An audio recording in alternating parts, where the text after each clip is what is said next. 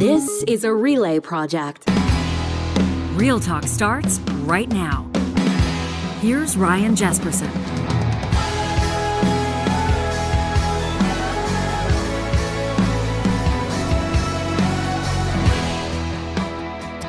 It is the day after Labor Day, which just it kind of feels like this is the real start of fall, right? If you're a family with school-aged kids, they're back in school now. If you work at a job or in an industry that kind of hits its stride again in the fall, you're back in it. And we're grateful to have you back here with us as a lot of people are settling back into their routines. In just a second, Bruce Arthur is going to join us, Toronto Star columnist, of course, read across the country. Bruce does a lot of writing about sports, did an unbelievable job during the Olympics, writes on politics and life as well. His takes on news are sought out by people across the country, and he's going to chime in on an interview that we did last week. I'm not sure he's like totally thrilled that we did it. As a matter of fact, he reached out to us and then we asked him if he'd come on here and have that conversation publicly, because that's what we're all about. We want to hash things out. We want to have real talk. Bruce Arthur in just a bit. Plus, it's a short week, so it's not technically the first Monday of the month, but Shauna Feth, president and CEO of the Alberta Chambers of Commerce, is back. It's typically the first Monday of every month. She has her eye on Alberta business. We're going to leap off that Labor Day theme. We're going to talk about seeking out talent. We're going to talk about some of the storylines that Alberta entrepreneurs are following right now and some of the developments as well. If you're a mover and shaker in business, you're not going to want to miss that with Shauna Feth. And positive reflections presented by our friends at Kubi Renewable Energy. An amazing story, a husband's love for his wife, a story that shall be told over decades. Just wait, it's another submission from a real talker, and we'll wrap up this episode with that. Before we get to Bruce Arthur, want to remind you what's happening at Business Career College. You know, more than 3/4 of the new generation of investors tell pollsters that they're interested in adding digital assets to their financial portfolios, and that means that if you're a financial advisor or a senior finance professional, you're probably seeing more questions around things like Bitcoin, blockchain, NFTs, decentralized finance. You want to effectively advise your clients, so you probably shouldn't be just learning everything on Instagram Reels. You know what I mean? Business Career College has been a leader in financial training since 1997, and they've got a new designation program. It's the CDAA. That's the Certified Digital Asset Advisor designation. This is your way to speak fluently, so to speak, to that next generation of investors. The CDAA, a Canada-wide course that you can register for today at businesscareercollege.com. If you use that promo code Ryan20, you're going to knock 20% off that course. That's Ryan20, all one word, when you get started today at businesscareercollege.com. Well, as mentioned, Bruce Arthur, longtime columnist for the Toronto Star. You read him coast to coast, certainly, and our national audience will know that. And an always popular and recurring guest on this show. Grateful that Bruce is joining us today. This is a big back to school day for the Arthur clan too, right? You guys, you're talking to us on a big morning for your family. 4 kids, my friend, and we are now at 15, 13, and 9. Wow. And so, yeah, no, back to school has a rhythm in our house, and it's no longer really as much of a stress. We've gotten pretty good at it. But it's still, you're exactly right that this is when fall really starts. This is the delineation for, if you're a parent, this is a delineation of when a new year in terms of your kids starts, and that kind of it'll dominate our lives just like it dominates the lives of a lot of parents. Yeah, I know we just started getting the schedules for like hockey, and people are getting their indoor soccer schedules and music and class and swimming lessons and everything else. Hey, before we get into the news stuff and talk about last week on Real Talk, I know obviously you're a big sports guy. You follow sports stories. Sometimes sports intersects with life, and this horrific story last week, Columbus Blue Jackets star Johnny Gaudreau and his beloved brother Matthew, both killed by an alleged drunk driver, the eve of their sister's wedding. And I just have noticed, like, over the weekend, this story is just one that continues to resonate with people, serious hockey fans, casual hockey fans, people that have never watched a hockey game in their life. We were surrounded by friends and family this past weekend, and it's all anybody's talking about. How are you wrapping your mind around this story? This is a story that has rocked the sports world, to say the very least. Yeah, and the funny thing is there's not that much to take away from it in terms of of what happened to Johnny and his brother, that isn't kind of obvious, which is that drinking and driving is one of the most dangerous things you can do. Like that's a lesson that a lot of us learned a long time ago. In this case, it wasn't just drinking and driving. It was aggressive drinking and driving. It was angry driving. Like the driver who killed them tries to pass on the left and then swings back to the right after the car in front of him moves aside to avoid the Gaudreau brothers. That is horrendous driving. It's such an incredible lapse of judgment. It's such a reckless decision.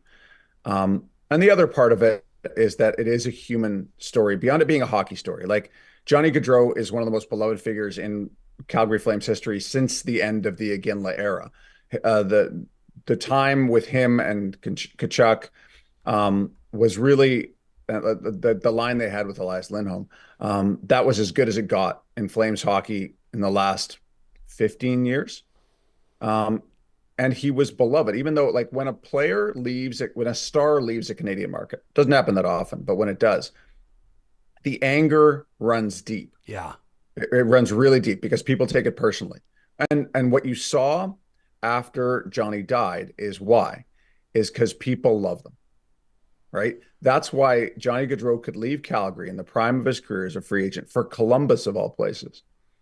And then when his life tragically ends, you still see like purple Gatorade was sold out in Calgary stores is what I saw. Yeah. Right. And you put it in front of the Saddle Dome along with Skittles and whatever else stuff that was associated with Gaudreau. The way people remembered him was really remarkable. How much time Johnny Gaudreau had for people, how much joy he lived his life with. That's partly why this is so hard to kind of just wrap your mind around. Beyond the fact that the reason he moves to Columbus is to be closer to his family. He's home for his sister's wedding. He's going for a bike ride with his brother the day before. They're going to be the groomsmen. Like that doesn't have anything to do with hockey. That's just life. And the tragedy in that, anyone can grasp it. I don't know, man. It's just one of those things that makes, like, again, the simplest lesson and the most repeated and almost trite lesson is the simplest one is take care of the people you love and enjoy the people you love and treasure the people you love because you don't know how long they'll be around. Yeah. Yeah, well said. Johnny's widow, it feels weird to even say it like that. It's just, I'm still like, this is the weekend where a lot of guys in fantasy hockey pools, me too, we were submitting our protection lists, right? Our draft is going to be next week. And you look, and I was just even scrolling through the injury reports for the players that had surgery in the summer, and you see the updates there, and some players have just signed in Switzerland, and there's updates there, and then you see Johnny Gaudreau, and you see deceased. And it just rocked me, to be honest. His wife, Meredith, posting over the weekend, his widow, I can't even imagine where her head is. I can't imagine where anybody's head is at on this, but we're showing a photo right now of her, and this was right around Johnny's 30th birthday, I believe, and their little guy, Johnny Jr., their beautiful daughter, Noah, and I'm talking to my wife about this, and she was right in the way she put it. She's talking about the sister's wedding. She's talking about the parents, the fact that his younger brother Matthew's wife is expecting. I mean, it's just like she said. It's heaps on heaps on heaps of tragedy, and so difficult to wrap your mind around. I happened to be in Calgary over the weekend, Bruce, and you should see the papers. I mean, no surprise there. I'm talking, my parents still get the physical paper, and it's like page and page and page and page of coverage. And one of the interesting stories, one of the interesting angles, one of the Flames beat writers was talking to fans that had gathered outside the Saddle Dome. That's a remarkable expression in itself. Like you mentioned, the bottles of purple Gatorade and the Gaudreau sweaters and the signs and the cards and the flowers. But this beat writer had covered the story of fans who regretted booing Johnny Gaudreau when he came back to Calgary. And he had said himself, he said, I'm bracing for it. I know it's coming. He said, I don't take it personally. I know how sports goes. These are passionate fans. He found a way to compliment the fans when they were getting set to boo him. But it just, to me, reiterated, like, nobody should apologize for being passionate in sport. But really beautiful to see some of those fans recognize the humanity here. I'm loving the images. Johnny's showing us a fan in an NHL jersey. There were fans in Oilers sweaters that were outside the Saddle Dome this weekend dropping off flowers and things like that. It's just like you said, I don't know what to say about this. It just feels like this is like a kind of a collective grieving that's happening because everybody in some way, shape, or form can relate to this story a little bit, right? Whether it's the losing someone too soon, the drunk driving, whatever it is. Exactly. Like it's a human story. It's a hockey story. It's a tragedy. I loved that story. Actually, I read the same story because when Gaudreau and Chipiuk left Calgary, that's seismic in a Canadian market, right? It changed the face of the franchise. That's a franchise that's barely gotten out of the first round in a really long time. And the last time they did, Johnny Gaudreau scored the winning goal. The fact that he'll live forever in Calgary, despite being a guy who left it. Like he'll be remembered so fondly for so long. And that's both the human side and it's the hockey side. Like we're never going to make sense of the tragedy. The tragedy is it's just going to be one horrible thing that happens because someone made some of the worst decisions you can ever make. That's all it is. Like, and the grief that will echo down through the generations of the Gaudreau family, right? His kids, his niece or nephews, his parents, his sister, his friends, both their friends, because it's two guys died here, right? It's just awful, right? And that I didn't know what to say about it. I still don't know what to say about it. But to me, the best part was probably, again, how fondly people remembered Johnny the person. As joyful a player as he was, how generous and joyful a person he was as well. That to me, that it underscores the tragedy, right? Yeah. Like it's a tough one. Yeah. And in a day and age as well, where it's like, you know, pro athletes make a ton of money and there's a lot of swagger involved and there's a huge element of show business to it too. And I think that it just kind of reiterates when the beauty of a hockey player that shows humanity, that has a kind of that gleam in their smile, that's very likable, that, you know, is able to connect with a fan base like Johnny Hockey did. And may he rest in peace. If you're the Calgary Flames, I saw somebody say over the weekend, a hockey writer said, you know, I don't know if Calgary would retire his sweater. They said, but I don't know that anybody would ever wear 13 in Calgary again. I think of German Titov back in the day. I think that's the other number 13 on the Flames. That was a player of significance. You think the Flames raised the 13 to the rafters for maybe even a combo of hockey and non-hockey reasons? I would say his number was not retirable when he left. Respectfully, I say that. But just, yep. I mean, you got to talk about legends when you're retiring numbers. You got to talk about cups, Hall of Fame inductions, that kind of a thing. But obviously, it's being demonstrated the connection that he had and has with that fan base. What would you do if you were the Flames? You're right that when he left, it wasn't retirable. I mean, in Toronto, we've lived through this with Vince Carter for 20 years. That when someone leaves a franchise like that, the wounds run deep. I don't want to speak for the Calgary organization or for Calgary as a fan base, because I'm not a part of that. But my sense is he was loved enough as a player when he was there, and is fondly remembered well enough as a player now that he's passed. That it would be, I think it would mean something. I think it would mean the right thing. I think it would be about being bigger than hockey, bigger than the small things, and in the grand scheme of things, the small things that made him unretirable in the first place. I mean, one thing, what did people say though when Johnny left? Almost everyone said, "I hate that he left, but I get why. He wanted to be closer to his family." Everyone understands that. And he lived it. So I think on the balance, you probably do it. You wait a little while, but you probably do it. Yeah. Hey, while we have been talking, Bruce, I'm not sure if you've seen this. I just saw it while you and I have been talking. The Edmonton Oilers have announced that they've locked in superstar Leon Draisaitl. You see this 8 years, $14 million a year, making him the highest paid player in the National Hockey League right now. I think, people anticipated that this was going to happen, but they also anticipated that if the Oilers didn't get Draisaitl signed by training camp or get him signed by the beginning of the season, he wouldn't sign through the year. You'd risk losing him for nothing. And if you lose him, then you might lose Connor. It's kind of a domino type scenario. How big is this re-signing? What do you make of the $14 million times 8? The $14 million is actually fine. That's actually, he'll be the highest paid player in the league for a little while, and then someone else will pass him. As the cap gradually inches up, that'll become much less of an issue. But yeah, Draisaitl was already, just from a salary cap perspective, he was a bargain. He's not such a bargain anymore. But in terms of keeping him, it's the second most important thing the franchise could do. And the most important thing the franchise could do is re-sign Connor McDavid in the wake of it in about a year. That's really the question. If the Oilers hadn't managed to turn it around, because there was a long time in the McDavid-Draisaitl era where this franchise was going nowhere.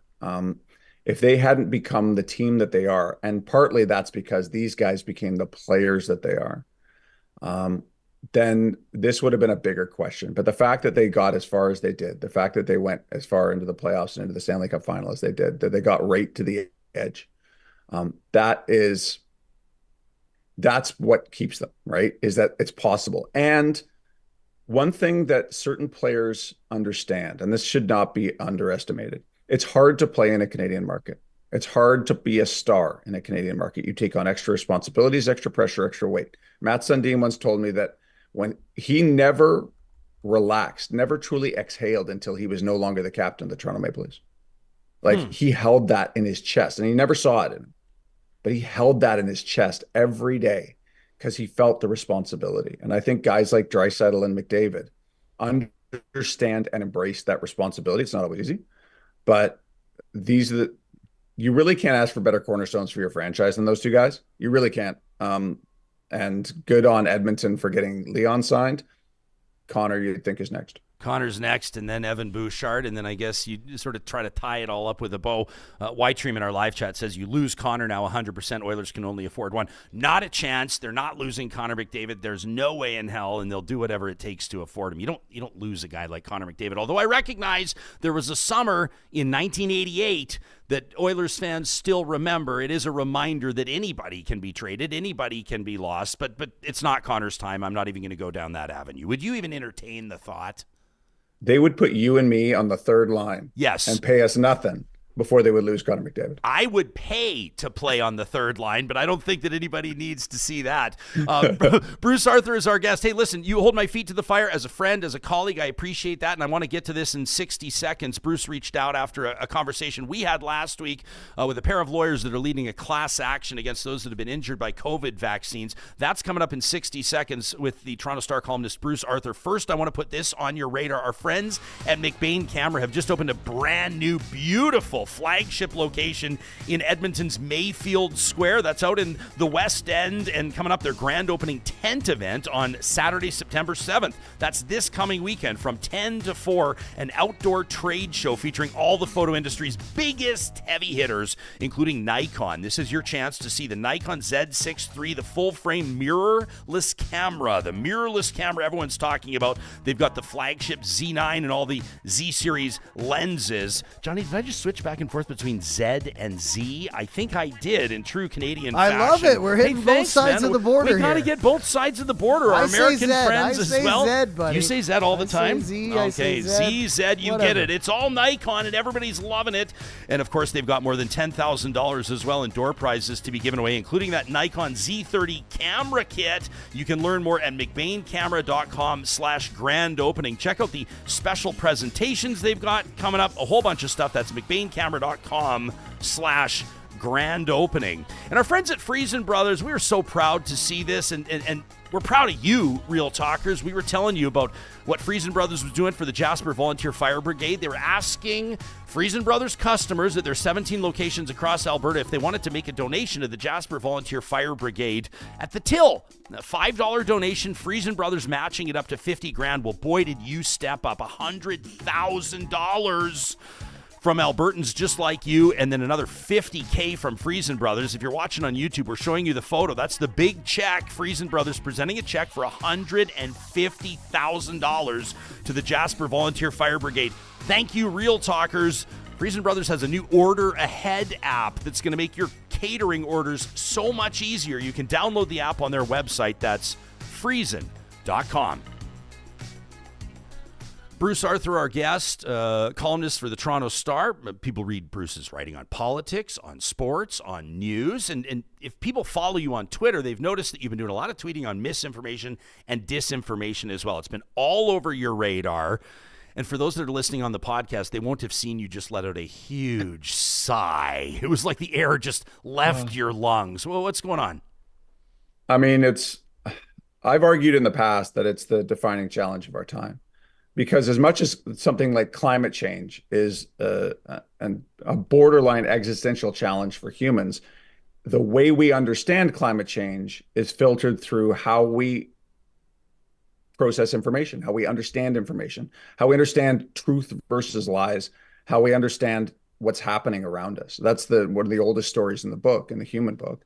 And the crisis in information is, I think we'll look back on this era, if history books are written properly, as that being a defining aspect of these societies, of what is currently tearing us apart, is that there is no shared information anymore, that there are almost tribal differences on certain issues. And it's about some things that are verifiably inarguable. Like you cannot argue that climate change is not occurring on the planet. You cannot argue that there is a conspiracy to make people think that the earth is heating up and there's a lot of bad stuff happening as a result of it. People see it. It's happening in front of us. You can argue about what you do about it. Absolutely. But to underscore, you can't underplay the seriousness and the reality of what's happening. And there's a whole bunch of issues like that. And it's splitting along, not entirely along right-left lines, but largely among right-left lines. There are more people on the conservative side of the spectrum that believe things that aren't true. And it gives me no pleasure to say that. There's a lot of conservatives who kind of hate me for saying this kind of stuff. I wish I didn't have to say any of this stuff. Because it is so dispiriting. I've had real world conversations with people about this stuff, who are lost in just bad information loop after bad information loop. It becomes a feedback loop, and it's so hard to pull them out. That the amount of effort to counter misinformation is, I think I can't remember exactly who said it, but it's exponentially more difficult to counter misinformation than it is to spread it. Yeah, fair.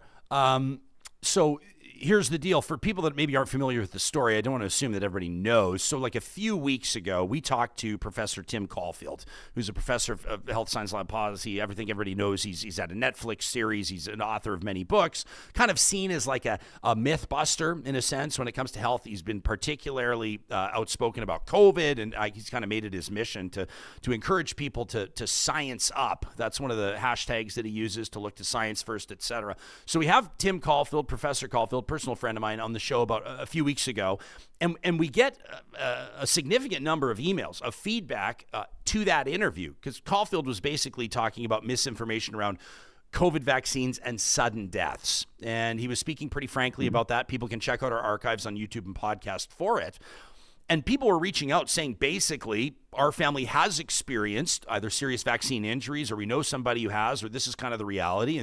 And this show, Ryan, Real Talk, is kind of planting a flag, or allowing guests to plant a flag unchallenged, saying that vaccine injuries didn't happen, or if they did happen, that the number was insignificant. But these are real people, and they implored us to talk to these two lawyers, which we did last week, Jeff Rath and Eva Chipiuk, and they're leading a class action. They're suing the government of Alberta and the federal government, saying that they basically covered up or were negligent by keeping information to themselves about the vaccine, that people didn't have the full amount of information before they got vaccinated, so they're representing those that were vaccine injured.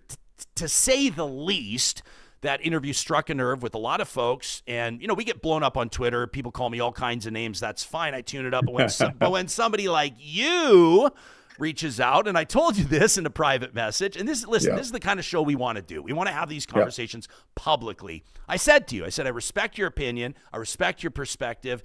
So why don't we get into this on why it really struck a nerve with you? I'm not going to read the message you send me, but as a friend, you were pretty direct about it. Well, and as befits the first day of school, I wasn't mad. I was just disappointed. Yep. Right. Because I do have a ton of respect for you, Ryan. You know that. We've talked about it in the past, sure. and I opened with it this time. The problem I saw with that interview, the way your show works, I have a lot of respect for how you do your show and where you do your show specifically, because you have to walk a complex line politically in a province where conservatism is racing further and faster than in most other places in the country. And racing further into what I would call kind of dangerous places, really badly misinformed places. And when you did that interview, it's not that I object to doing the interview per se.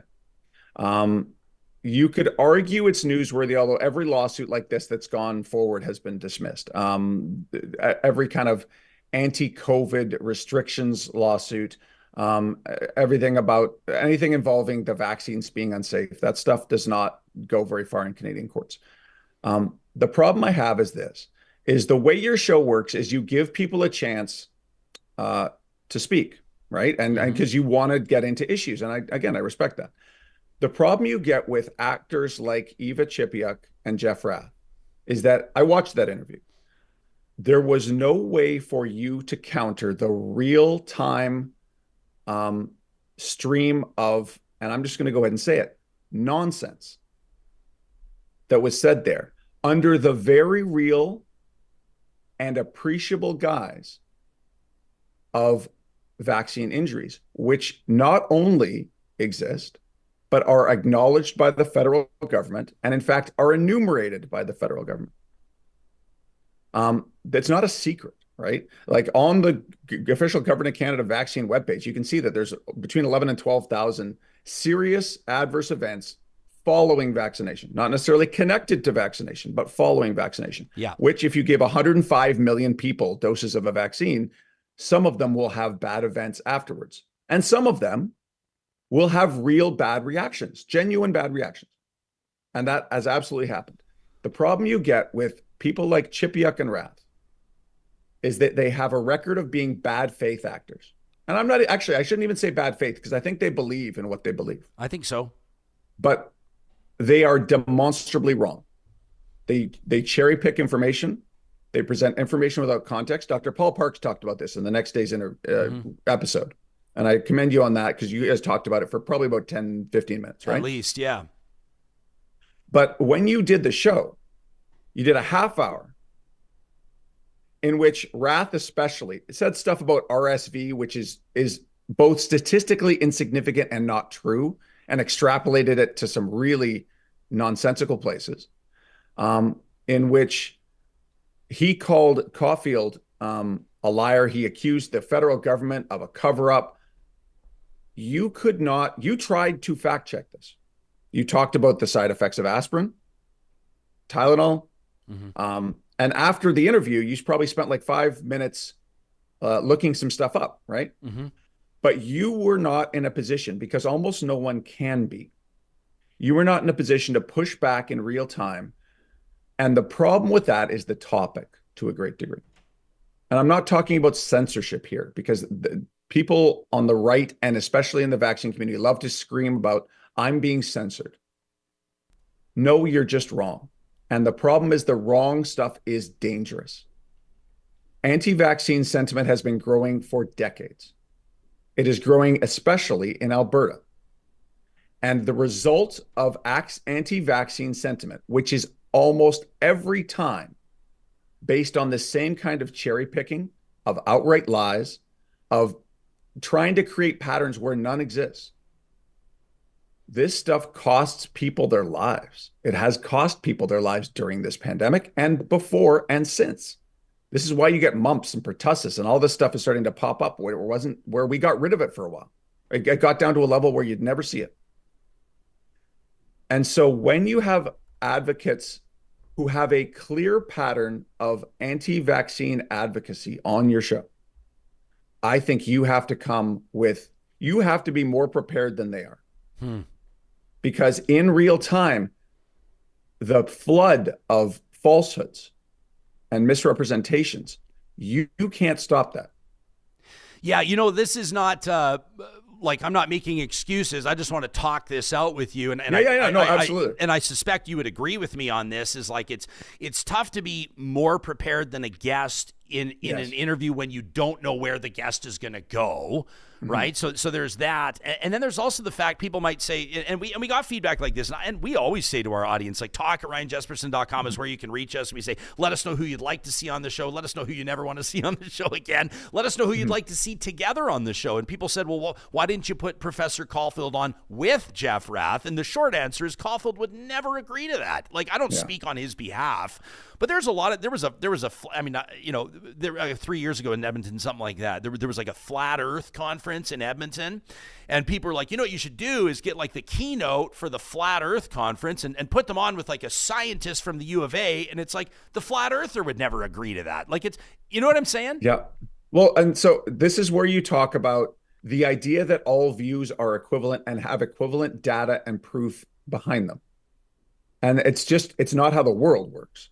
It's just not. There is a growing, and the National Post wrote a piece the other day saying, we shouldn't trust the experts, right? In the wake of Pierre Poilievre turning experts into enemies, which is something I've written about in this country, where if any expert in any field talks about public policy in a way that is counter to the way the federal conservatives view the world, they get not only attacked on policy, they get personally attacked. It's happened to a lot of people. There is a growing pushback against the idea that we can know things. That, like, if you look at all the data on COVID vaccines, and there have been billions of doses of this given all over the world, and every government has done their own study on this. Every government has looked through their data, and it all more or less shows the same thing, is that these were some of this. No drug is perfectly safe. Right? And you talked about that on the show. That's important to know, is that relative risk is something that happens in life. It's the difference between driving a car, walking down the street, getting on a plane, getting on a train. There are relative risks to all those things. With these COVID vaccines, they are among the safest things we've ever seen and provide real medical benefit. And I could go through the whole thing because Jeff Rath talked about how we were promised something else. We were promised it would stop the pandemic. Yeah, you were. And the virus changed. And some of that communication was badly done. And if you looked at the data in fall 2021 about how boosters were working against the Delta variant, I looked at that data. I called a bunch of scientists and I said, I'm not going to have to write about COVID anymore. And a week later, Omicron popped up and it blew it all away. And it changed the whole world. It changed the virus. It changed everything. That's what happened in terms of the vaccine stopping transmission. But it still keeps you at a hospital. It still doesn't hurt the vast majority of the people. And those who do, there is and should be a robust system of redressing those harms from the federal government. People should get paid for that, 100%. But if you argue that the vaccines have killed people and we don't know, which, I mean, Eva Chipiuk interacts often with a Twitter account that claims just that in really, really awful ways, really, really like takes the deaths of people that had nothing to do with the vaccine and claims that they were vaccine related. When people work in that kind of bad faith, and again, not bad faith is the wrong word. When they're just that wrong, it is not equivalent. Side note, I went to a vaccine hospital protest during the pandemic, and I talked to a bunch of people on the street. And one guy told me that he'd kind of fallen in with that crowd. And there were two things he said that have stuck with me. One is that he'd never met so many flat earthers in his life. And the second is that he'd lost all his former friends and he had 500% more new friends. And there was a real loneliness to that crowd. And I've written about that. There's a lot of people who feel disconnected from institutions and from other people in society right now. And some of those might be the people who wrote into you asking to talk about this. Well, guaranteed they are. Right.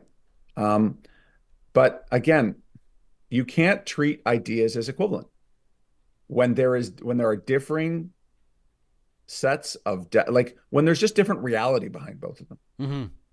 Yeah, and that's a huge challenge for you as a host. It's a huge challenge, and you can sit there and like the PR premise applies here, where it's if you're explaining, you're losing. But there's also that angle of like, people talk about censorship, or people talk about, stifling views or ignoring realities or ignoring people's stories or what have you. And you sit there and you go, listen, I was compelled by those emails again. I was moved by them. Real emails, real people, real email addresses, people leaving their phone numbers. If you want to call me, this sort of idea.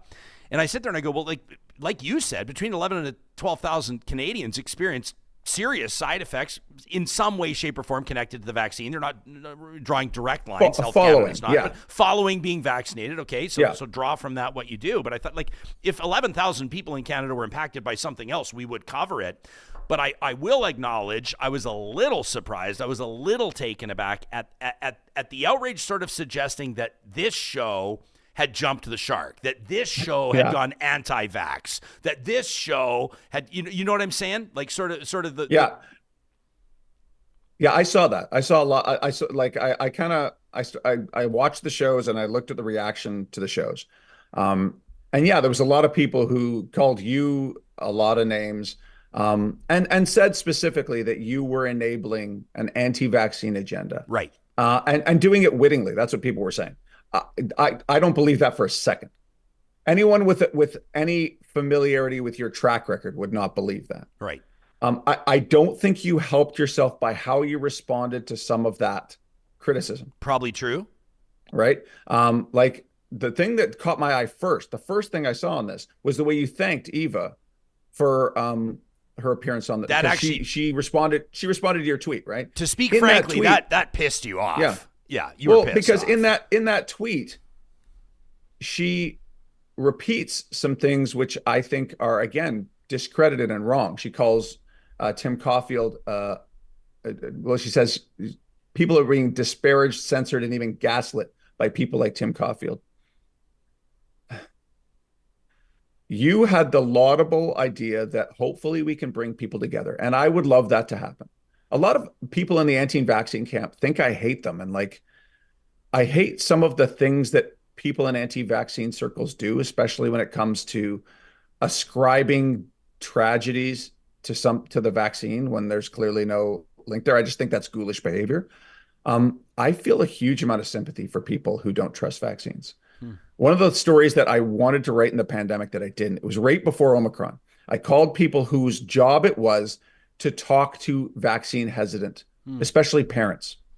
And that's hugely important. And we talked for like an hour and a half about how hard it is, how gentle you have to be, how much you have to listen, how much you have to really build a bond of trust with the person before you can gently move them in the direction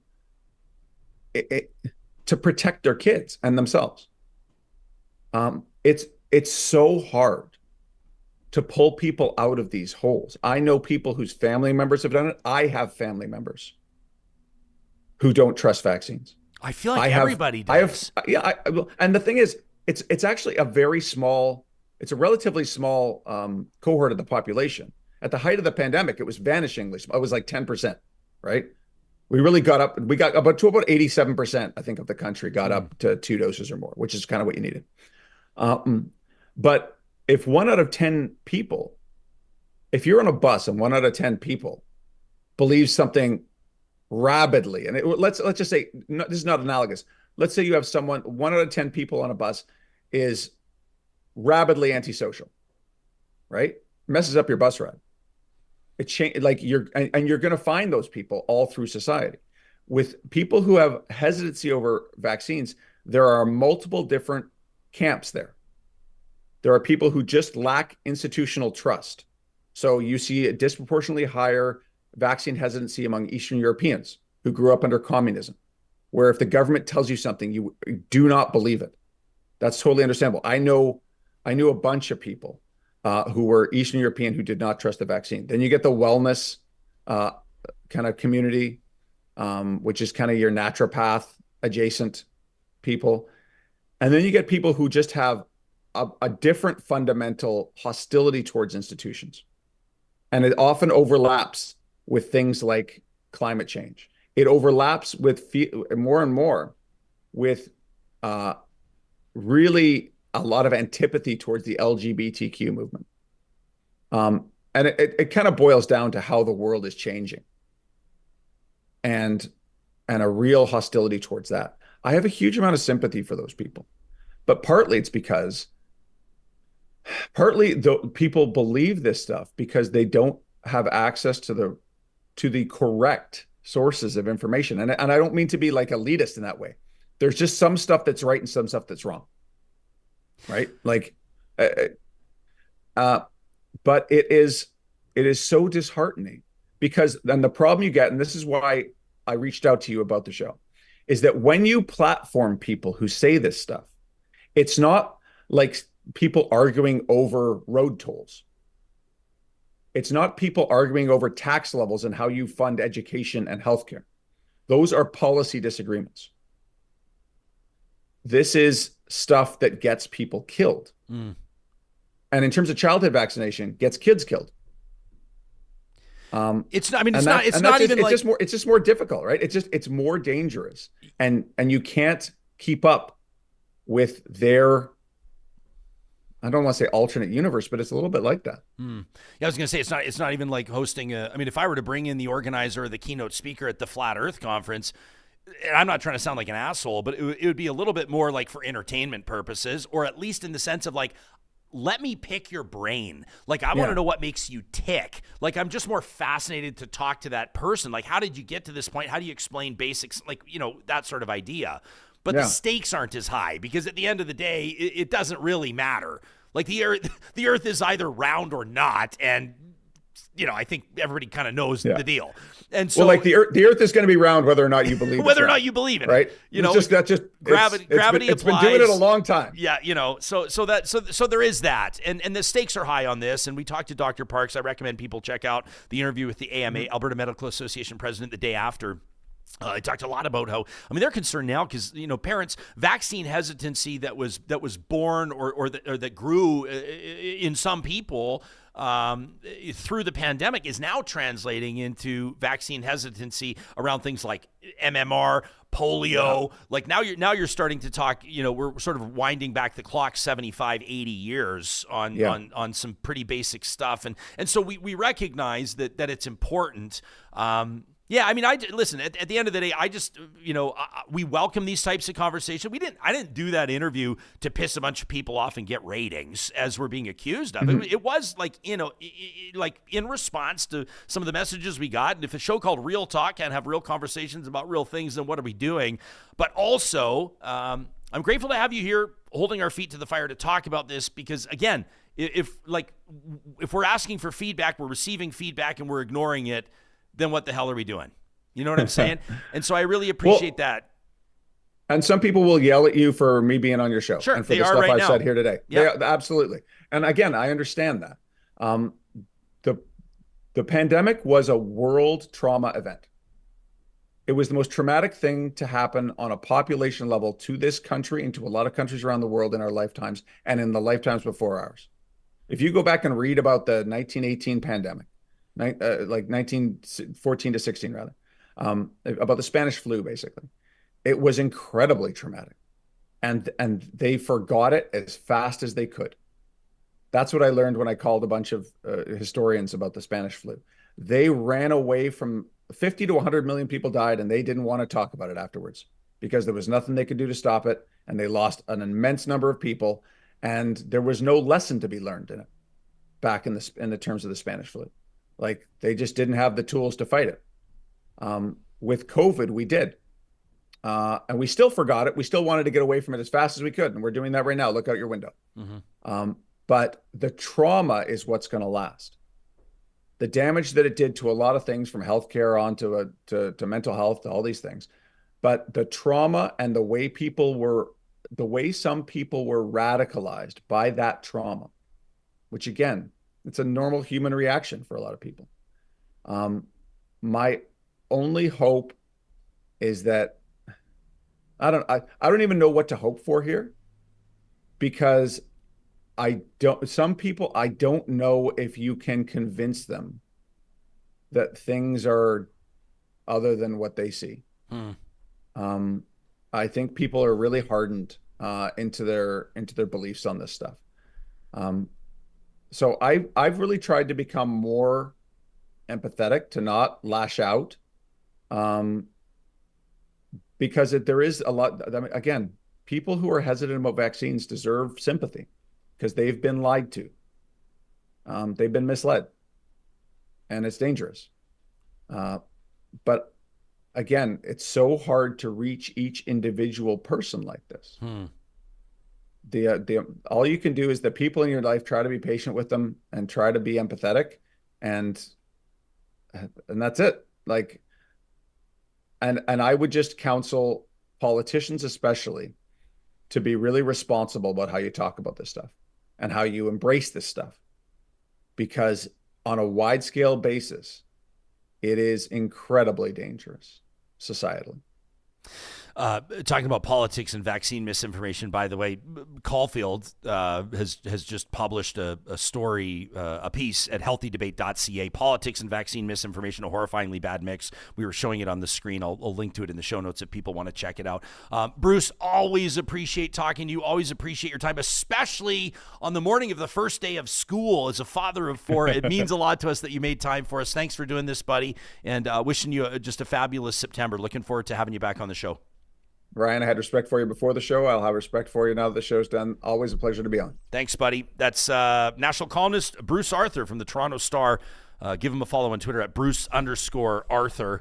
I want to let you know we have been following the live chat through this and taking in what you have to say on this. Justin says, I do agree with Bruce that guests like that can be dangerous for the amount of false information that they can spew in such a short time. Tony, I like this, what she says. She says, it irritates me when Jasper has those types of guests, but I'm glad he has them on so I can hear for myself what they have to say. We can't always stay in our echo chamber. Tony, like, I get it, right? Like, I agree with you to a certain degree, and that's kind of what drives these conversations. And I never want people to sort of, imply that this is a show that won't go into uncomfortable zones, right? That won't have uncomfortable conversations, that won't challenge convention or the status quo. But like Bruce is nailing it today as well, right? Jim says, perhaps, Ryan, you need to be more prepared to cut guests' mics when all they do is yell over you every time you try to speak. I get it, but I mean, man, you've been in media a long time too, Johnny. Like, especially as a talk show host, like cutting someone's mic is a really, it's kind of like it's a pretty significant moment in an interview, and you got to pick your spots. Like, I think you're pretty much ending the interview. You're ending the interview, and then and you got to be the optics of that, of like cutting someone's mic. I don't know if I can really put it into words, but you gotta hang on. I don't think I've cut a mic more than once or twice in my career, to be honest with you. We had this saying was just let the dogs bark when they're barking. You know what I mean? As long as they're not biting. Yeah. I mean, some people, and like I said, I respect that Jeff and Eva are trying to help people and that they have their own opinions. But I mean, sometimes you just let people dig a hole kind of thing, because a lot of the things, Jeff's not an expert in the medical field. He's a lawyer, right? And Tim Caulfield's a lawyer too, but he also teaches biotechnology. He literally is trained to read medical research. That's kind of the difference here. Yeah. Which is why, they were kind of posted up against each other, and I was like, this isn't really a fair fight. Yeah, and it's always an interesting, just to say this as well, and I guess this is happening now with Bruce talking about Evan and Jeff, but then you have Jeff talking about Tim Caulfield, who's on the show. And it's always He weird brought it when up. some Like, we people were are like- talking about other. It happened with Senator Charles Adler. Still weird to say, not weird, but getting used to it.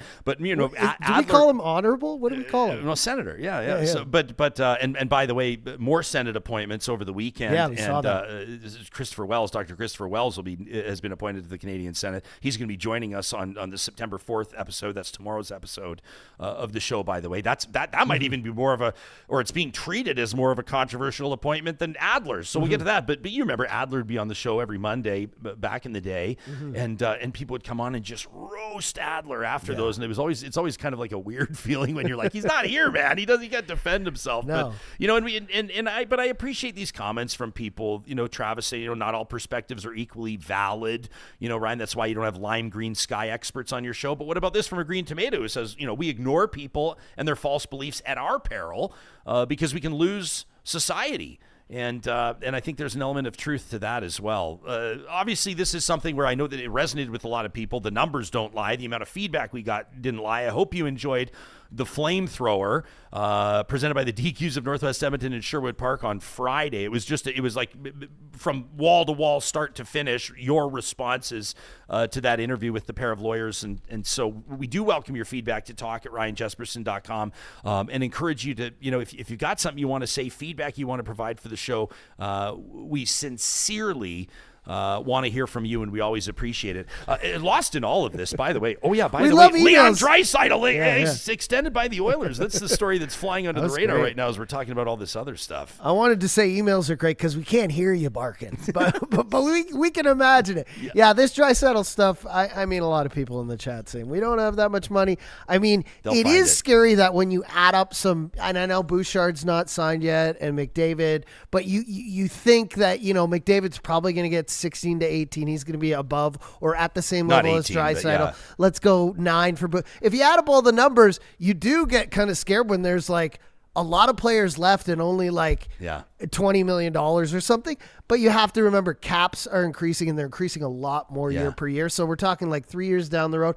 I think things will work out, but I think now we also kind of get a window, Ryan. And you're the guy with the fantasy stuff, but now I can kind of see maybe why we lost Holloway and Broberg. Oh, yeah, sure. Was because we were pocketing that money. We were saving up. We needed to get Draisaitl in there. $2-3 million here or there is a big deal, right? Adds up It's over whether or time, not you can keep them. And that there's that sort of whole thing about, Sidney Crosby signed back in the day in Pittsburgh for $8.7 million, the 87. Did you see the story on Instagram, by the way, of the gal that was in Cole Harbour working at a gas station, and she thought she saw Sidney Crosby filling up his car, and then she knew after when he left, she knew for a fact because he had put $87.87 of gas into the car. And that's the thing about Crosby. I read this story and I'm like, I have heard so many stories, and maybe they're just anecdotal, about how just obsessive he is. I remember I heard they were on a winning streak one time, and he had to have this one song in the mix, and during the song in the mix, I forget the song,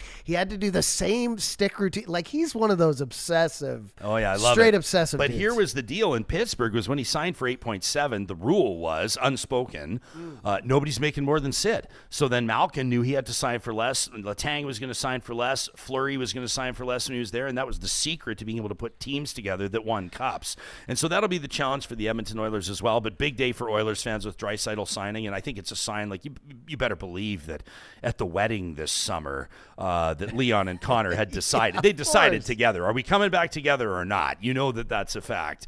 Hey, speaking of business, we've got our eye on Alberta business, courtesy of the Alberta Chambers of Commerce President and CEO Shauna Feth.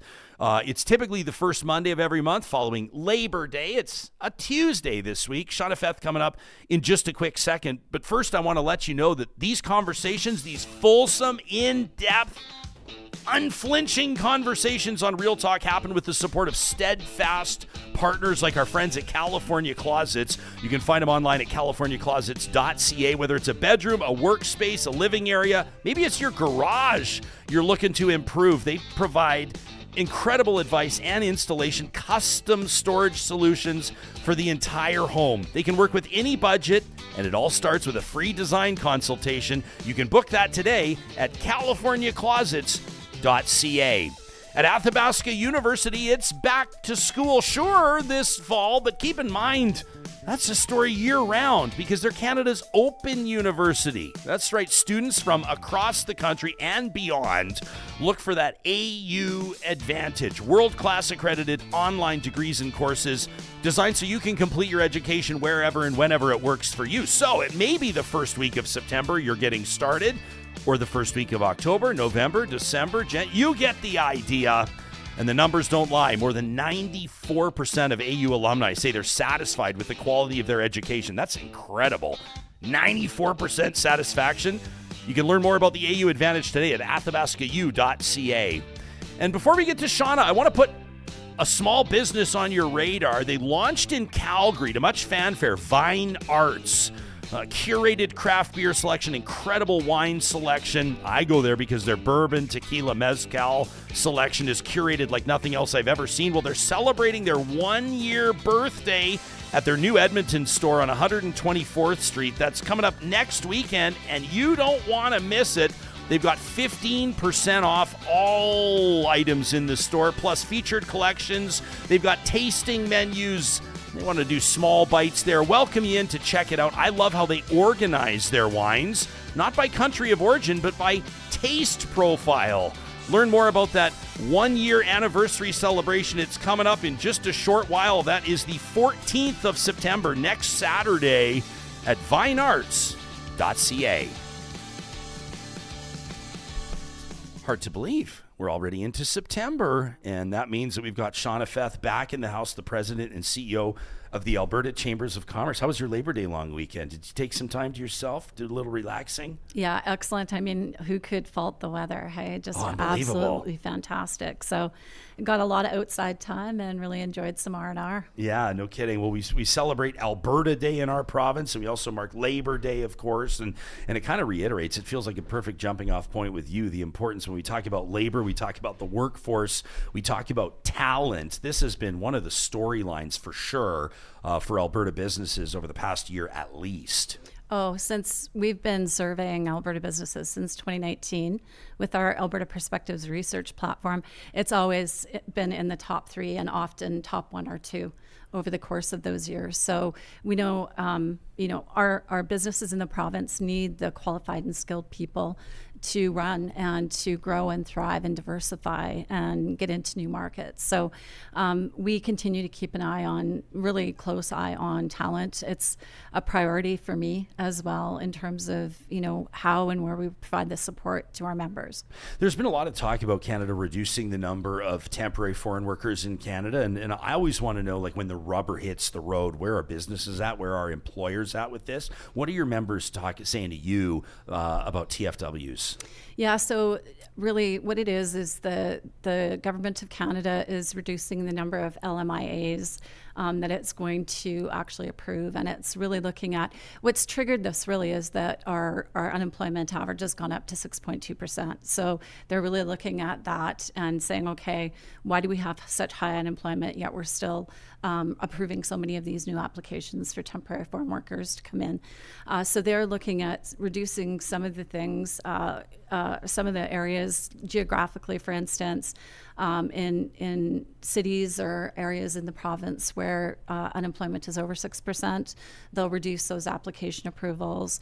They're also looking at making exceptions, though, for any industry. So in Alberta, food security, that's where we would see in agriculture a lot of temporary foreign workers. So they are looking at making exceptions, which are really good for us in Alberta. Yeah, healthcare as well, right? Which that's right. I know is something they're looking at. So you've got, these are, by the way, labor market impact assessments. That's, oh, yes, sorry. That's fine. No, it's like, listen, we know that there are people that know exactly what that is and some that might not. But the geographic exemptions as well that you mentioned. And this is something where I think, like, the story could be different in different parts of the country too, right? Absolutely. You'll see, obviously, geography plays a big part in that. And where we see, like I said, in our province, in the agriculture sector is where we see a lot. Also in, retail, fast food, those types of industries, we see a lot of temporary foreign workers. Yeah. How much monitoring are you doing when it comes to actual immigration? It's so interesting to see where certain people land on this, because you'll have the folks that say immigration is absolutely integral to Canada's workforce. It's integral to keeping our programs running and keeping staffing levels where they need to be. And a lot of other people are looking at this. We've talked to Immigration Minister Mark Miller about this. Is immigration partly to blame for the housing crunch and for unemployment numbers? And Canadians are sort of at different points on the spectrum here, and I'm not sure 100% that it's based on partisan politics. I think for a lot of people it's based on what is their reality. Is their reality that they can't find enough workers, or is their reality that they can't find affordable housing and they're looking for a reason why? Are your members sort of something commenting on this en masse? Yeah, I think, Alberta saw its highest level of immigration last year than we've ever seen, record numbers. Yeah. And we know that's putting pressure on the system. We know for a fact that, having healthcare, having housing for these individuals coming in is critically important infrastructure. And it puts a strain on the system. At the same time, we also know that as a population, Canada is not growing at a level that's going to fill these positions and fill these jobs and roles that our business community need. And we need people to be in those positions, skilled people, lower entry level individuals, as well as, the highly skilled. And trades and apprentices and all of the entire gamut of what we need in our environment to do business in Alberta. How about this cap on international students? Is this something, I would imagine this is something that the Alberta Chambers has been keeping an eye on, federal government's cap on international students. Alberta, for context, for our audience, Alberta had just over 25,000 international students. The most recent numbers we have are for the 21-22 academic year. How does this translate into your mandate and what business owners and owner-operators would care about in this province? Yeah, so in Alberta, it's not really going to impact us, to be honest with you. The cap really is going to impact the province of Ontario, the province of BC somewhat, a few of the other provinces. But for Alberta, we're well below our quota for international students. We're sitting right around about 23 to 25,000, and it's projected that if this cap does come in, that we would still be given 42,000 permits, which is way higher than where we're even sitting right now. More than the numbers we've seen. Exactly. And we do have an actual policy at the Alberta Chamber around recruiting international students into the province, simply because we need those skilled individuals. Just like I said, I can't say it enough, and I feel like I've been repeating myself a lot on your show. That's okay. I mean, these are key points. I mean, we want to know what's most important, what's on people's radar. It's just that skilled talent that we need, and it really it's about the work permit piece of it, right? So for us at ACC, our policy is actually asking them to extend that postgraduate permit to 5 years from 3 years, and that would do a great deal in terms of providing the additional runway for these individuals to actually find a path to permanent residency within the province, because that's the challenge, is trying to get all of the points that you need to try and go through that approval process to graduate from that work permit, that postgraduate work permit to permanent residence, and the path that you have to take to get there. Yeah, and it's not without protest. You look at, we're talking a lot about back to school. That includes university students, and right now,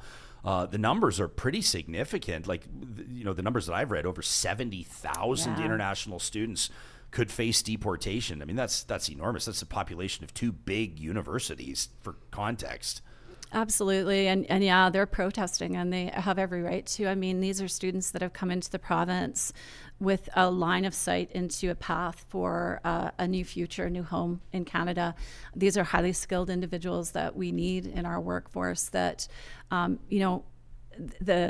the course has changed, and it's changed midstream for a lot of them, which is, we feel that probably it's an estimated $21 billion is going into the Canadian economy because of these students on an annual basis. And so when you think about that, and you think about 70,000 of them going home, the impact on our economy and the impact on our businesses, again, to find the people that they need, because these students fill a lot of those roles. $21 billion Yeah. to the Canadian economy. I've never seen that number presented before.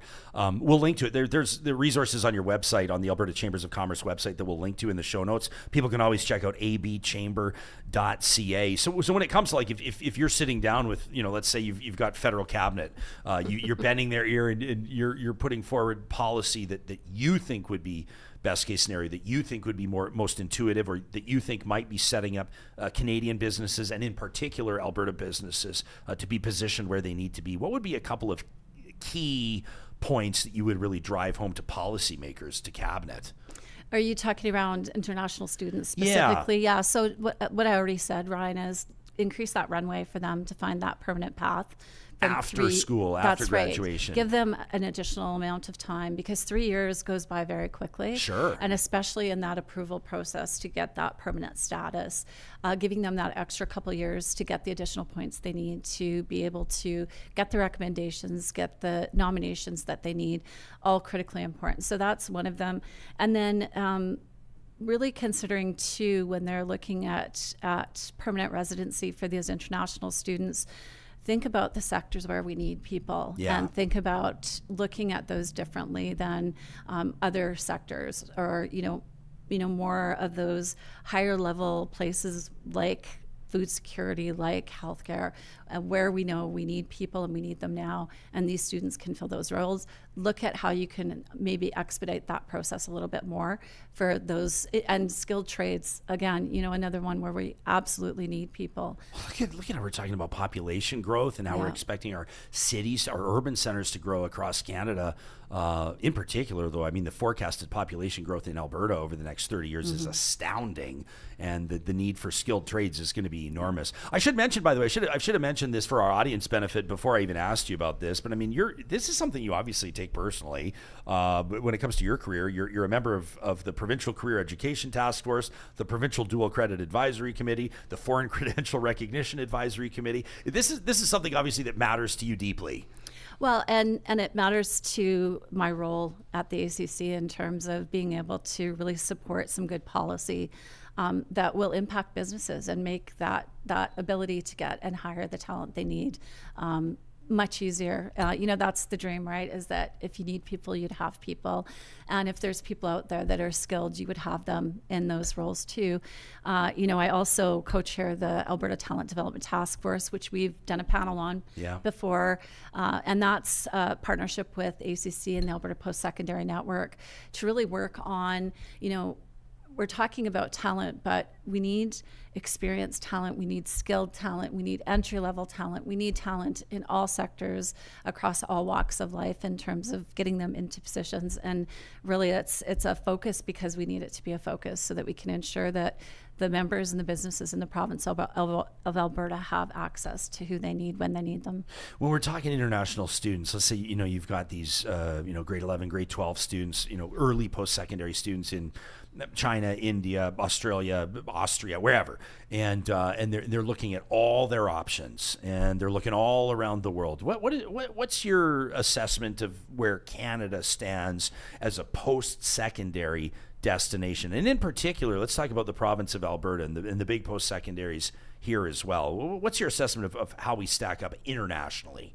Oh, very well. I mean, we have ACC ourselves. We have several international students that are working with us as summer students. Oh, nice. We have, international students that have been working with us for years. And it's, Alberta is a very attractive place because we have a great quality of life, lower cost of living.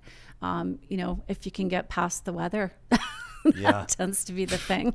That's why you got to get them here, like on Labor Day weekend or before. Yeah, like they should have been here this past everybody weekend. Everybody sees how perfect which it is. Perfect. And then, they probably would have been landing right around, that's right. mid to late last week, getting back. And so, we're tricking them right now. So no kidding. Let's have a conversation in January. I was talking to a couple buddies and some family members that work in ag, in particular, farming, and obviously that potential rail interruption, that rail stoppage was all over everybody's radar. Of course. I think around harvest time, it's just more on people's radar for obvious reasons, transporting commodities and the like. But how was your team processing all that and keeping an eye on all of that before these binding arbitration orders? Oh, did a ton of advocacy. Worked with the Canadian Chamber of Commerce. Obviously, it's a national event, so worked with them, signed off with them. They were on it day to day. They were making statements and writing letters. We also wrote to all of the MPs in the province of Alberta, every single one of them, stating our concerns. We mobilized our network across the province to also locally reach out to their MPs, and it resulted in binding arbitration, which is exactly what we wanted. I mean, it would have been nice if it would have happened before there was any stoppage whatsoever, but it did happen, and now things are getting back on track, although there's some challenges with, people preparing for that stoppage and some of the bottlenecks it's caused, but just really happy that all of that advocacy did not go unheard. And I mean, it's not chambers, it was every business association, organization, individual businesses, everybody would have been impacted by this, and everybody was advocating to make sure that it did not happen. Yeah. You wrote a letter. I saw this. Your team was kind enough to pass it on back mid-August to the Premier of Alberta, Danielle Smith, and her best buddy, Federal Minister Randy Boissonnault, Minister of Employment, Federal Minister of Employment, obviously. But in regards to the announcement of suspending the Canada-Alberta Job Grant due to a reduction of funding through the federal labor market and transfer agreements, why was this such a big deal, and why was it on your radar? Yeah, so we're talking so much about talent, but a big part of what happens in the evolution of a business is you need to upskill and reskill the people in your organization into, and more so now than ever before, looking forward with AI and all of the things that are going to change the way these jobs look. A year from now, it could be 100% different than what it is now. And so that ability to provide some relief to employers so that they can do that upskill and reskill. And the fact that it was actually a really nice marriage of federal, provincial, and business funding. So it was a third. So everybody was, supporting that advancement of skills for workers wanting to get into new roles, new positions. And so it was just a really elegant program that we're really sorry to see gone. And obviously that's, the federal transfers, but it'd be great if we could look at, maybe there's some solutions, some way that we could collaborate provincially and federally to get that program back up and running, because thousands and thousands and thousands of workers in the province took advantage of it. Thousands of businesses took advantage of it. Do you typically feel like when you're advocating to governments, municipal, provincial, federal, what have you, that governments give a rip? We hear a lot of people come on this show from a whole bunch of different industries, and oftentimes they'll talk about, in their estimation, insufficient or non-existent consultation. Do you typically feel like governments are open to and legitimately interested in what businesses have to say? In my experience, absolutely. I mean, just last week we sat down with the Premier, Danielle Smith, to talk about, everything from what we're talking about, skills, to worries about what's going on in the electricity market, worries about what's going on in terms of housing and healthcare, all the things our businesses are putting on our radar in terms of the challenges that they're having in getting the people that they need, because there are all these major challenges.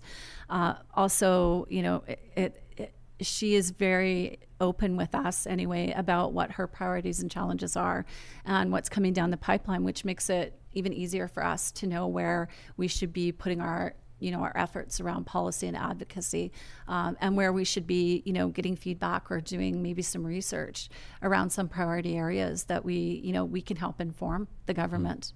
Just a few shows ago, we had a chance to check in with Jasper's mayor, Richard Ireland, who's just, obviously part of a team on that Jasper Town Council, but we took the opportunity to commend him on his steadfast leadership through obviously unimaginable circumstances. Last time you were here, it was like, it was very, obviously it still is a developing story, but it was like fresh. Yeah. And you talked to us about this resource through Alberta Chambers, building business resiliency. But I know that this is something that, and then the town of Jasper and the businesses of Jasper is something that you and your team have been working with probably on a day-to-day basis since the 24th of July when disaster struck. Do you have an update you can tell us about? Yeah, so we were able to host a town hall. We had fantastic participation, well over almost 100 individuals Nice. joined us.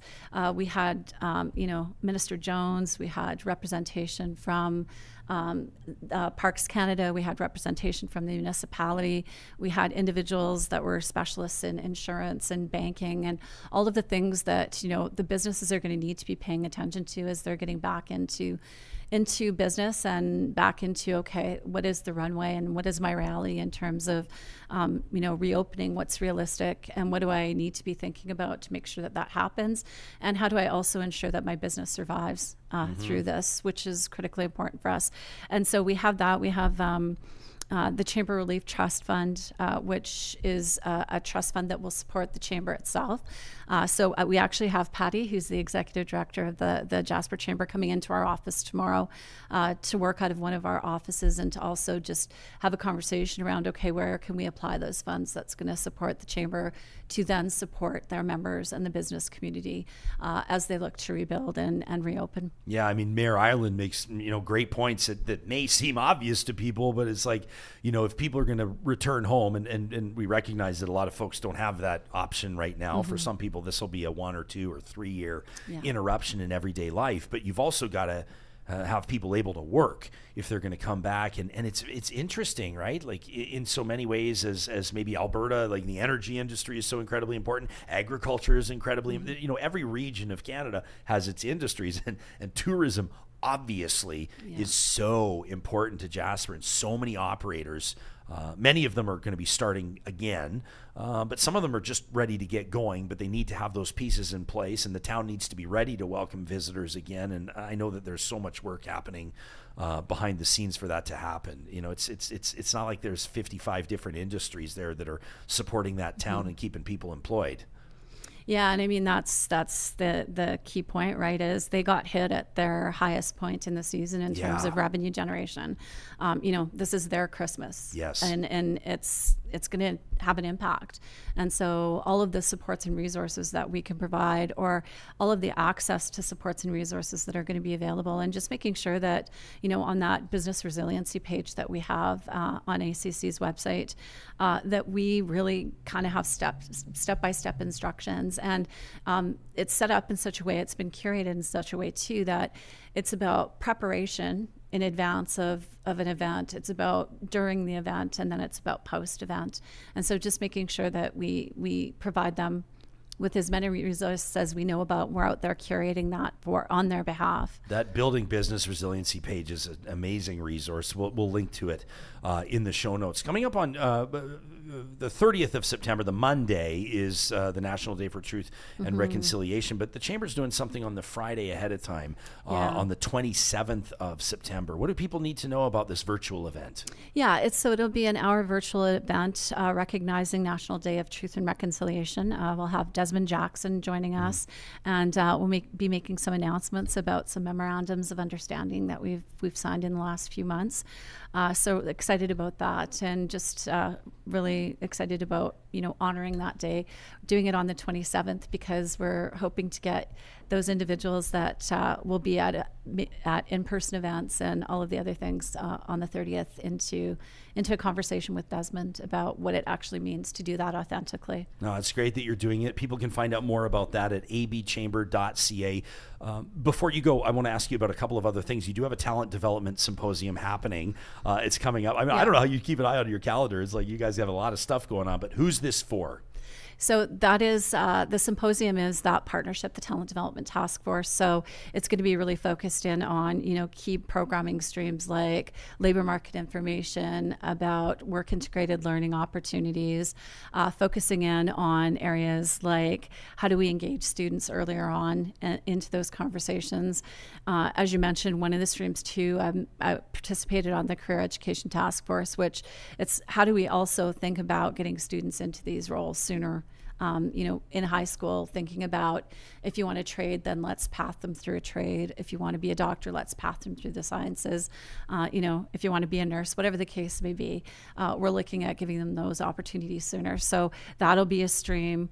And it's really about engaging all three, being able to really effectively engage students with industry, with post-secondary institutions, and providing that forum, that one place where they all can be in the same room, hearing, what are the opportunities, but also what are some of the challenges we're currently experiencing. That's so and doing good, though, that effectively. You're connecting those groups, Yeah. right? Like that, because if you're not doing it, it's not going to happen. And I think it's incredibly important. That's November 27th. It's an all-day event, 8:30 in the morning till 7 at night. And people can learn more about that event, Talent Development Symposium, November 27th at abchamber.ca. Finally, you got your big fall board meeting coming up, and the Deputy Minister's Dinner, which I know is always popular for a lot of people. They really enjoy that. Yeah, we really enjoy that event too, because it's the opportunity to get in front of the deputy ministers. Last year we had every single deputy minister in the room. That's amazing. So it makes it so that, our chambers and our members and the businesses coming can actually identify who they want to sit with and who they want to talk with, and having, access to all of them in the same room is, it's pretty special. And you don't necessarily just have to sit at their table. You can rotate the room and talk to several if you need to. Yeah. Because they're all in the same place at the same time. Yeah, and for the sort of like the casual political watchers, just like being able to chat with a deputy minister is an interesting opportunity. Ministers obviously do a lot, but deputy ministers are really the ones that are in there with their sleeves rolled up. They're not elected officials. Some of them former elected officials, but they're not elected officials, and so they approach the jobs differently. And like, if you really want to talk to people on the inside that are participating in the day-to-day decision making and actually following through on the policy and turning the policy into action, this is who you want to talk to. Absolutely. They're the ones that get the marching orders from the minister, and then they're the ones that then delegate the resources that are going to fulfill that vision of what the minister is trying to do. And so they are the people to talk to, especially if you within each ministry, if you have issues or challenges, or if you have great ideas about how they could do something differently. These guys are really open to feedback, or at least that's been our experience. Yeah, absolutely. Thanks for hanging out with us. It's always nice to have you in studio. Thanks for making the trip in. Again, people can check out abchamber.ca, find out where members matter and benefits count. It's the Alberta Chambers of Commerce. And if you're not a member, you can find out more about how to get involved, their priorities, their programs, and a whole bunch of other options and resources, including that business resiliency point that we talked about earlier with Shauna Feth. You want to hang out with me for a couple of minutes? We're going to show this video of what a husband did for his wife. I'd love to. Like, this is just like a feel-good thing. So hang on. Would absolutely love to. Presented by our friends at Kubi. Great to have Shauna here with us, President and CEO of the Alberta Chambers of Commerce. Positive reflections coming up in 30 seconds. But as we talk about Jasper, I do want to remind you that the team at Complete Care Restoration is in Jasper literally right now. The members of their team that are certified, that are trained, and that have a lot of them that have been with this company since the beginning, more than 25 years of experience restoring properties and rebuilding peace of mind. Sometimes it's a wildfire, sometimes it's a flood, sometimes it's something like asbestos or black mold. Whatever it is, you don't want to leave this stuff to yourself, and you certainly a lot of times don't want to leave it to somebody that you just can't trust. This is your biggest investment, your home, your business. If heaven forbid disaster strikes, don't forget emergency services are available, and Complete Care Restoration is ready to respond 24/7. You can contact them today by visiting the sponsors page on our website. First episode of every week, our friends at Kubi Renewable Energy, they're Western Canada's busiest solar installer. They give us a chance to focus on the positives, the good news stories, the stories that warm our hearts, and we absolutely love this one, submitted by Kaylin. Check out this video I'm sharing on my screen. So Kaylin said, have you guys seen this? And no, we hadn't, but look at this. Google Earth is zooming in as we speak into South America, okay? We want to take you to Argentina. And, this is a remarkable landscape visible from space that was created by farmer Pedro Martin Ureta as a tribute to his late wife, Graciela. Back in the 1970s, she had suggested that they shape their field into the shape of a guitar, reflecting her love for the instrument. But here's the deal. Sadly, she passed away in 1977 before the idea was able to materialize, before it was able to happen.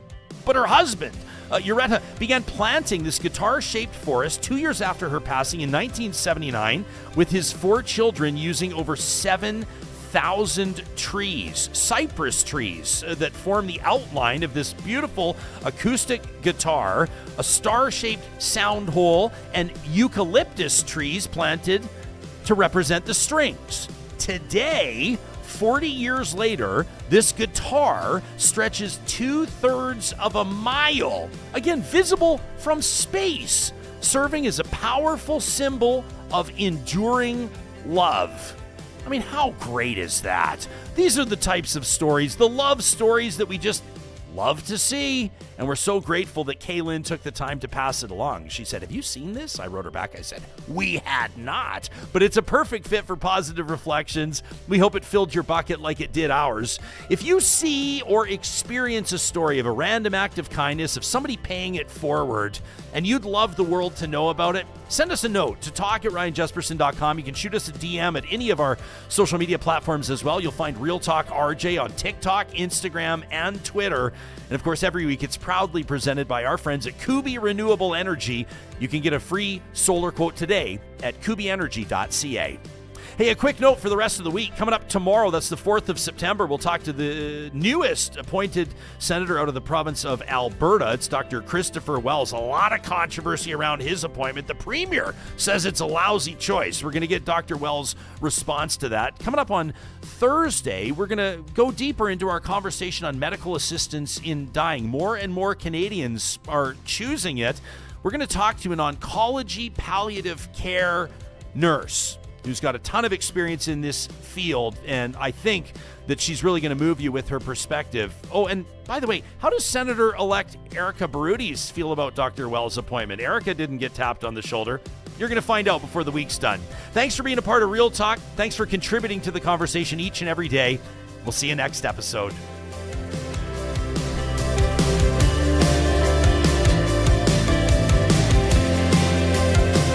Real Talk is hosted by Ryan Jesperson, executive producer Josh Dunford, technical producer John Hicks, general manager Katie Cook-Chivers, account coordinator Lawrence Derlego, human resources Lena Shepard, website design Mike Johnston, voiceover by me, Carrie Skelton. Real Talk's editorial board is Supriya Dwivedi, Ahmed Ali, Randy Morin, Ann Castleman, Ori Hogan, Harman Kandola, Catherine O'Neill, and Chris Henderson. Member Emerita, Julie Rohr. Real Talk is recorded in Edmonton, Alberta on Treaty 6 territory, the traditional and ancestral territory of the Cree, Dene, Blackfoot, Saulteaux, and Nakota Sioux, home to the Métis settlements and the Métis Nation of Alberta. Real Talk is a relay project. For more, check out ryanjesperson.com.